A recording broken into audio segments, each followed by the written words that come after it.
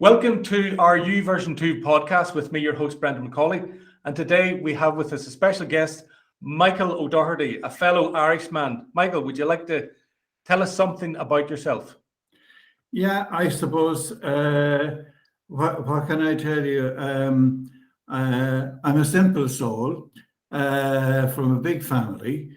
We didn't come from lots of money, and everything that we got, we had to earn it the hard way. So I suppose, I had fantastic parents, a large family. There was 9 of us.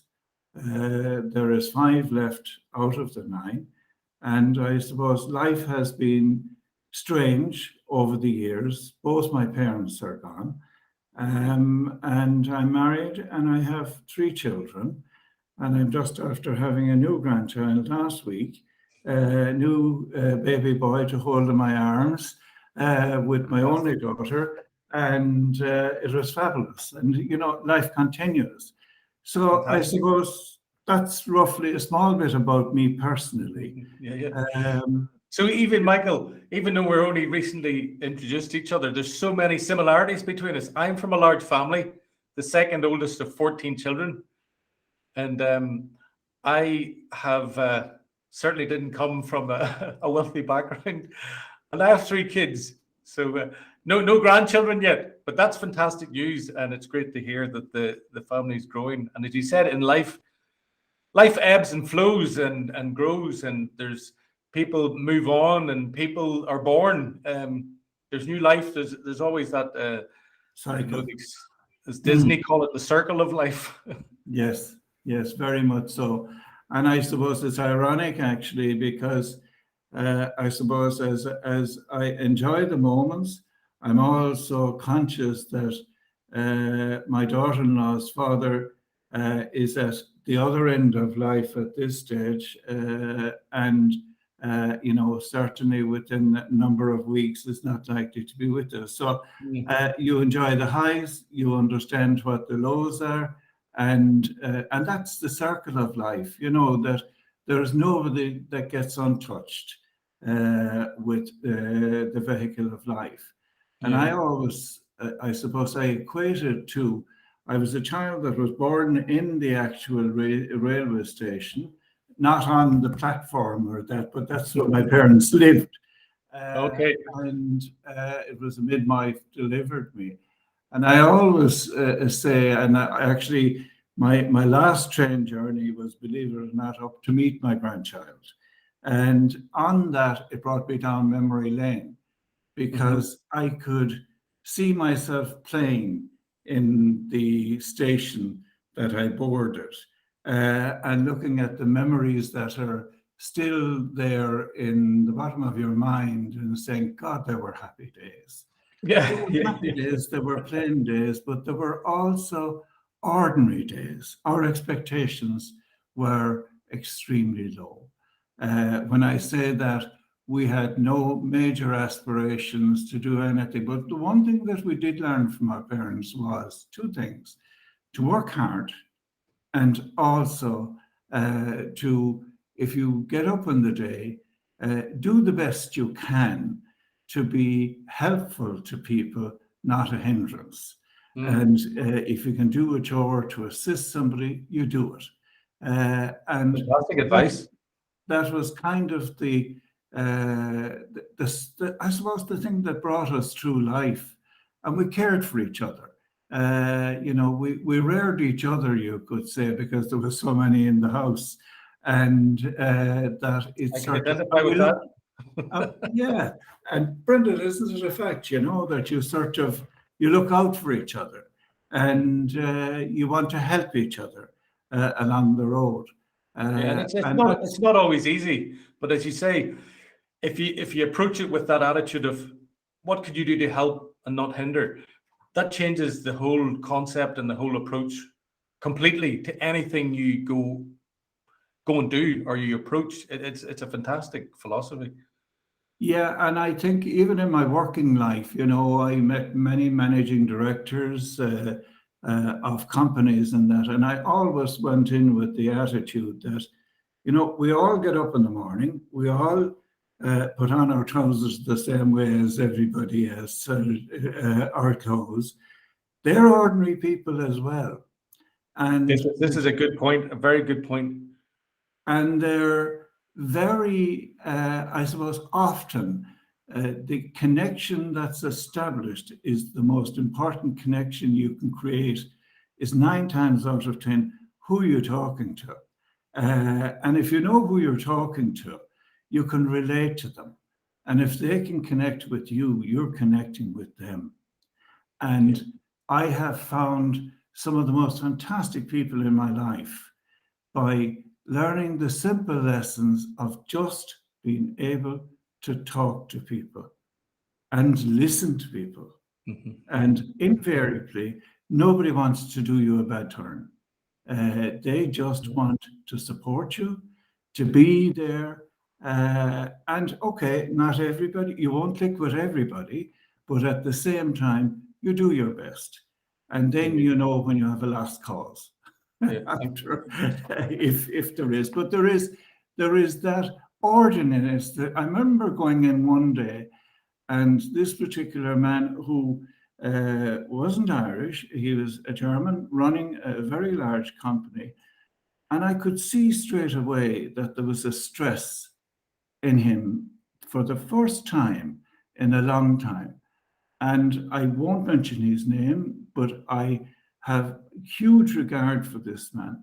And he just found out about 5 minutes before I went into the room that his son was after being in an extremely serious automobile accident in the Autobahn in Germany.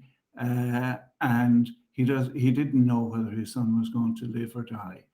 And that was a real a stopping moment where you say, my God, well, all you can do is sort of listen to him, hear him, and allow him the space to go, and certainly not to detain him about business. The most important business that was on that day was his connection to his family. Absolutely. And that's the reality of life for me. That you allow people the space, and everybody, no matter whose journey it is, we are meeting people at different points of their life. There's no second. I always consider it like the train journey. You get on the train, you never know who you're going to meet. You never know what expectations that you're going to come across. Who's going to get on and who's going to get off? Who's going to get on, who will be obnoxious, or who will actually relate to you, might like to talk, don't want to talk. And you size these things up. And I suppose the last 2 years have been particularly tough for people because they were isolated a lot of the time because of COVID. And I suppose people have actually got out of the practice of just, and we're talkers in Ireland. We're listeners as well. We like to be able to connect with people. Yeah. And if we don't do that, we feel there's part of us missing. And, absolutely, very good point. And I just think that, even during COVID, some of my friends that I used to meet up with, they'd either give me a call or I'd give them a call on the phone or whatever. And that connection might be the only connection they might have had during the week. Yeah. During that time, certain things, dynamics changed, and friends and family started connecting in different ways, whether it was Zoom calls or FaceTime on Facebook, anything. People needed to reach out and make that connection. And it was and also to create a bit of fun. Yeah. Actually, we did a family quiz, and it was likewise. Okay, so what we did then was that it was the person who won the next that night. They were responsible for organising it for the following week, and it went around. Now it stopped because we're all back to normal life. But that was actually fun. It was fun. Now it can get into the competitive edge, but at the same time it was fun. And interestingly, with my grandkids, because we weren't able to see them for a while because of COVID, we decided that we'd do little video clips, Yeah. and we would make up a little show and perform it. Myself and herself, the great actresses that were not Oscar winners, and we didn't hit anybody. That sort of, but the fun that those kids have had out of that was enormous. And now every time they go to my house, they want to make a little video of To do it something. again. But it's amazing that's the things okay. that happened. Michael, isn't it amazing the things that happened and we as humans and wanting to create that connection did in that moment of pause, when it was almost like a pause came upon the world and people started doing different things that they hadn't done for a long time, or they found time again to do some of those things. And it's quite, it's fascinating to look back, because I did some things that I hadn't done for years and I love doing them. But now that's like a distant past already. Can we not pause slightly and do them again? But it's about finding time, isn't it? It's about finding time, and I suppose reassessing the priorities as well, because I must admit, I suppose like all of us, for me anyway, my biggest priority is my family. And after that, it's survival and my neighbors and the different projects that I would be involved in. Yeah. I suppose I have huge empathy with various aspects of my life, particularly a lot of it was in the caring role. And when I say that in a caring role, it was an educational caring role where we were dealing with a lot of youngsters, ordinary youngsters, but each child you see is a child that brings a story with them every single day. It could be a good story or a bad story. It could be a troubled story or whatever. And if you can learn from them, and it doesn't have to be you, it might be one of your colleagues, as long as you forewarn and say, I think Johnny isn't feeling great today. Yeah. If there's a connect there and you can just find out what's going on, it might be helpful. And you can get them through the day and maybe even assist. And I think that those are the things that you learn with the skills that we have been taught over the years. It's not what you hear sometimes, it's what you pick up on. And it's listening, the silences, the little things. Yeah, listening, the little things. And I took a career break for 2 years and I worked with people with disabilities. I learned more in those 2 years than I did in my 30 years of service. And I have a young man who, out of loneliness, I would say, that connects me with me once a week for about an hour. And we do a FaceTime chat. And it's about the isolation, and it's about the communication, and it's about something constant in the life. Because all he sees is the one room. He doesn't get out much. He's afraid of COVID. He has a carer that can bring him out, but he won't go out onto the beach or the area because he's terrified of it. And this is and there are many, many, many trapped people inside their homes, haven't stirred outside the door, are afraid. And it's affected a lot of people's lives, whether it's from fear or anxiety or actually illness or sickness. It's and we don't know. I was just chatting to someone recently in work, and also a colleague here in Turin in a Toastmasters club that I'm a member of. Young kids are being affected. They're starting to, these two kids in these cases, one in Ireland, 14, 15, 16, killed himself. Another one here in Italy, young lad, 16-year-olds, killed himself. When kids at that age are doing that to themselves, and that's affecting obviously their families and all their friends, like that's such an impact. Never mind the poor child who had to go through the turmoil in their mind to get to that point to decide to commit suicide. whatever led them to that. There's something that it's intense. And as you said, I don't know the solution, but one thing, as you're mentioning there, communication, talking, listening, being willing to help. If we all tried a little bit more of that, little bits in our lives, try it every now and again. See where it takes us. It's going to change our world. It'll change someone else's world, and it might help somebody. It's powerful stuff, and it's sad that this is the state we're currently in.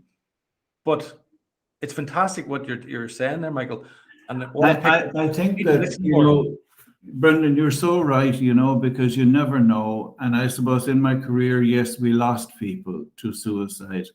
A lot of it was drug related. A lot of it had to do with money that was owed.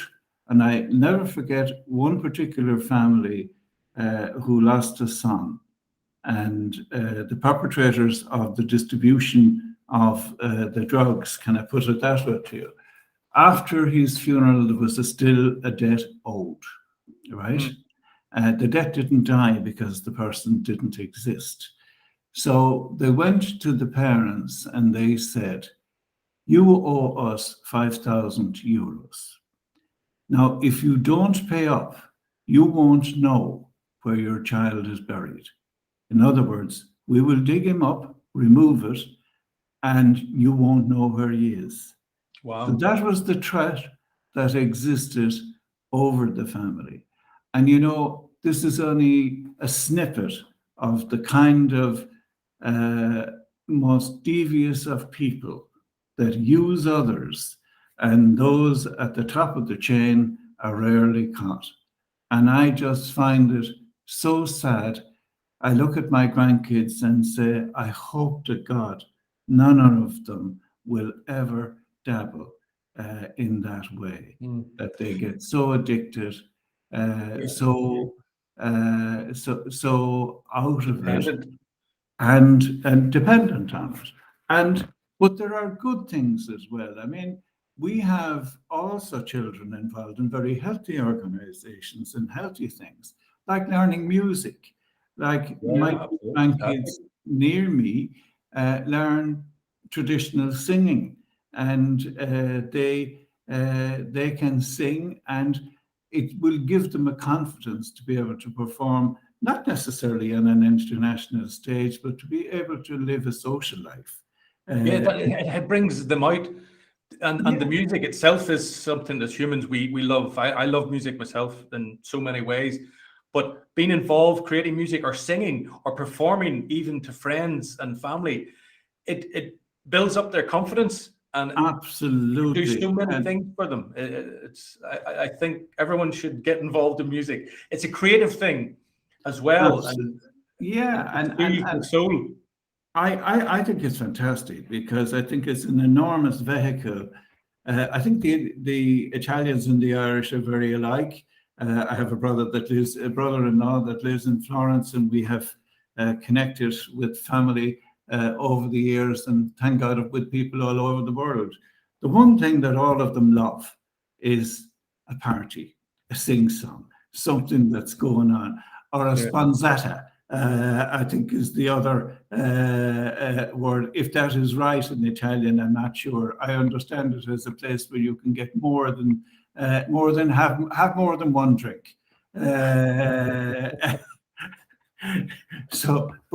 out of that comes a bit of merriment, a bit of fun, and also a connection with people around you that are comfortable to be in your presence and to perform.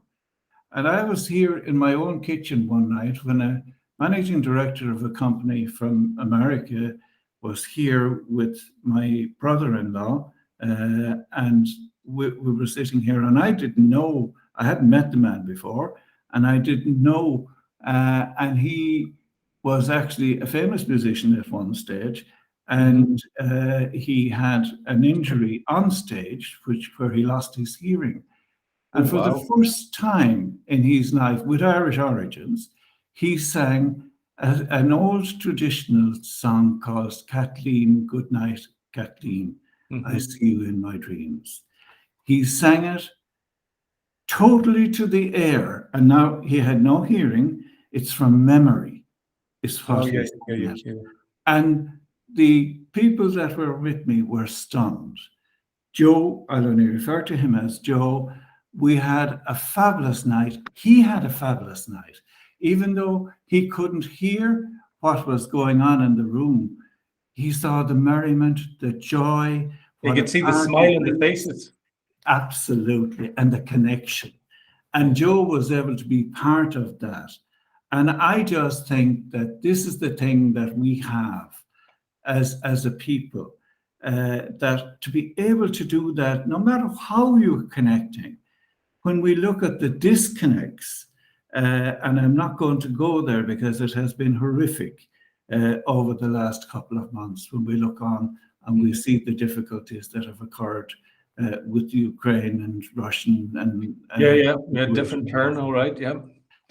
and there's quite a number, even in Ireland already, of Ukrainian people who have been more than welcomed and brought in and facilitated and will be here for many, many years. Yeah.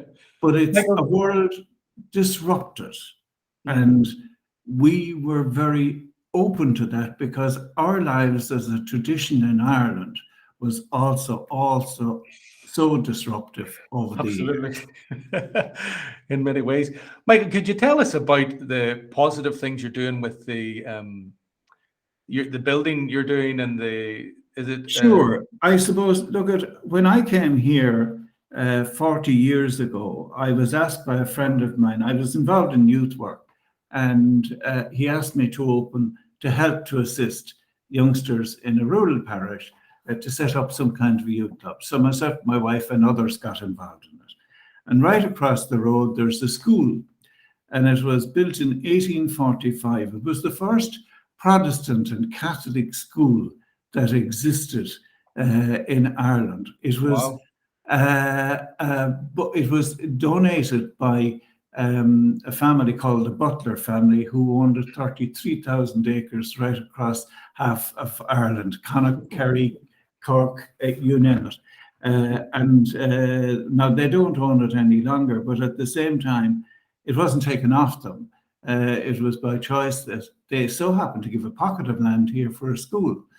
And it was, as I said, the kids, it was a hedge school first, which means there was no physical building. And kids used to bring some money to pay for the teacher. Or it might be in kind. It could be potatoes, it might be meat, it might be vegetables, or whatever, is how to sustain that person. Okay. And it eventually became a primary school. And when we came here 40 years ago, they needed a new primary school. So they built a new one just literally across the road. It's at the other end of my house. And that building became available, and we approached the parish priest to allow us to use to begin a youth club and to use it for community activities. To make a long story short, the building was in need of a huge renovation, and we're on a bit of love. Yeah, and we're in the middle of it at the moment, and it's almost a $500,000 project. And now we got some state funding, but I mean, like all things, you're always doing it. But this is about the future of the building and the future for a place that people can use as a community facility. And I'm not doing this on my own. There's a team of us. And with the team, they're as committed because they want to leave the legacy that there is a place where people can meet, but no matter what your age is, that facility would be there, and you'd be able to go and enjoy or learn something or whatever. It's there. There are multiple purposes, and even music classes and dancing classes, and just having a social life. It creates so many opportunities just having that facility, and that's the key, the facility to do it. Because people may have met in people's houses, etc. But as you say, when the community can have the use of a place like that, they can do so many different things, from an event or just a meetup or a musical or playing Absolutely. And I games. mean, yeah, you're dead right, Brendan, because I mean, even for a primary school, one of the big events every year is to have a children's Christmas concert, and it's often the fundraiser that will be allowed them to get the extra provisions for the school throughout the year. So that's the kind of thing that I goes love the on there. story. You mentioned how it grew. It grew from people just appearing in a location, and that commitment and dedication and the methodology of bartering for service and education grew into something which grew into, but they persevered. It became a solid structure of a school. It became something obviously that others could use and be educated and grow themselves. Absolutely. And now And you're renewing it. You're renewing the opportunity for others to use in the future for a benefit for them and the community. It's a fantastic story. And it's also a testament, I think, to those that have gone before us, because without them, this wouldn't exist. And Yes, I yes. suppose, you know, I will be 70 next year. And without our group, and there are younger members, thank God, involved in the group as well.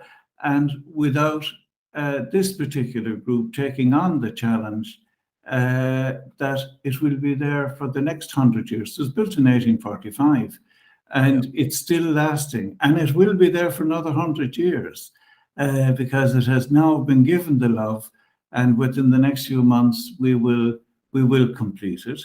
We will have a deficit, but that's life, and that's part of it, but not an unattainable amount that with love and kindness that we can leap into that. And we're just after launching our own website this week. Oh, very good. So we'll be sending connections. So I'll send you on a connection, Brendan, that you might put in as on your own website where possible. Absolutely. If you're connecting to your audience and vice versa, because it's all about the connecting with people. We're not going to be able to force anything out of anybody. If people want to participate, it's great. And you know, there are many Irish people that have left that have no place of their own, and yet they know they're Irish in the past. And one of the things that we're actually doing is Buy a Brick campaign, and they can have a named plaque for the family on site, and that's part of it. But look at it's in our website. I'm not here to flog it. No. The more we can share, the better. I think it's about the connection, more so about a place where you can meet, where people can meet their neighbors. We're a growing community, and you know, when we came here, we had to make ourselves and encourage ourselves to get out and get involved. Nowadays, and that's not easy, Michael. It's not easy. Not easy anymore. Not as easy without a facility. Not as easy. I think that we have damaged some of the quality of community because people don't want to stir outside their own door or to make friends, and don't know how sometimes to make friends. The fault. So yeah. One thing there I loved, I'm from a construction background, and you're talking about the effort and the team involved to create this project, because it does take effort. It takes time, it takes effort, it takes money, people's commitment, but it's the legacy that is left from all that effort to make it happen, which is not easy. It takes diligence, it takes constant meetings, it takes communication with subcontractors, architects, engineers, all these things, owners of the properties, etc., councils. It takes a lot of effort. But whenever that building or that structure is built, this is the thing I like about the building, is that you're building something that someone else is going to utilize and use for the benefit of a humanity, or a family, or a business, or a community. It's the fact that you've built something that now they can use for a benefit. Now, the benefit you're talking about is a benefit for community, and that will last for, as you said, another 100 years or another 100, and it's leaving that Absolutely. legacy. It's And beautiful. it's about a place that should be bringing enjoyment and happiness to people. 90% of the activities that will occur there either gives you a new skill, gives you an opportunity to play with your children, other friends in the different groups that participate, and to meet friends and to make friends. It doesn't matter whether you're 5 or you're 90. That opportunity exists right across the transition of years. And the thing, as I heard it when I was younger, but I appreciate it more now. I understand why we're advised to respect our elders and to learn and listen, because they've lived a life of experience and they can impart so much to us when we're younger, but only if we're willing to listen. And absolutely, Brendan, and that is the key to life in many ways, and to success in life. I suppose often the hardest thing for any couple is to listen to each other sometimes. when you're finding difficulty of doing a simple task, which I occasionally do, and still get it wrong. But you know what? We still talk, we still listen, we still connect, and we still try and make each other happy. And that's the simple message that I have to anybody, is let's do no harm to each other. Let's help each other. Let's befriend each other, because be open to friendships, and don't forget about the hurts of the past. They're gone. They're never coming back again. It's all about what's there, what we've to offer, and what we can have in the future. Yeah, that's beautiful. And I loved, as we started the conversation, you mentioned how your parents had left impression of suggestions to you, to live your life to help and to not hinder others. And it's fantastic. And it's a great way to wrap it up, because this conversation we were to have, Michael, the concept is about happiness, or what happiness means to you, or how we can live our lives happier. I didn't ask you any questions whatsoever, but I think if someone listens, our audience listens to this conversation, just from the stories and listening to the words and the way it's been presented, they will recognize the ways to be happy, the ways to, actually, one of the things that I have learned is it's a secret of life. One of the ways to make ourselves happy is to go about our business making others happy. We can't control their happiness, but by us trying to make others happy, we actually become happy. And a lot of the examples you've given us are ways of how you're making efforts to try and help others. And in helping others, that gives us satisfaction. From the guy who you speak to once a week, who's stuck in his room because he's scared to get out. That's helping someone. Creating a building for a community, that's helping people. When you said you took your 2 years out from your career break and went off to do those things, that's helping. And as you said, you actually felt more fulfilled in those 2 years than the previous 30 years. So, well, it brought a new skill set coming back to you, and it was the skill that you learned during it, Brendan. So yeah, I suppose, look, we never stop learning, and that's true. and I mean, we have a program in Ireland here that just completed recently. It's a dancing program, and where they bring in celebrities to learn how to dance, and there's a competition in it. And there's a lady that has one arm, and she got right up into the final, and you wouldn't even see the fact that she's an international swimmer, Paralympics, and won a gold medal on it. And I just think that no matter what the disability is, no matter whether there's a chair, a walking stick, verbal, oral, whatever the case may be, there's a place for everybody. The one thing I would say to people is, just don't pass them by. Say hello in a friendly way. Acknowledge them. They exist. And you know what? That acknowledgement could be the biggest moment of their day, because so Absolutely. many will just pass by. Absolutely. And I'll finish with that note, Brendan, with you, because And I'm not going to add to that because that's a fantastic piece of advice for us all, Michael. I could talk to you for hours and hours, and I want to talk to you again because that's it's been okay. an absolute pleasure. But for now, folks, you're just going to have to tune in for part 2. That's all right. And thank you, Brendan, and thanks to your audience. And I wish them all well. And look at, they have as much to contribute as I have. So somebody might feel like connecting, sharing their story, and we can all learn from each other.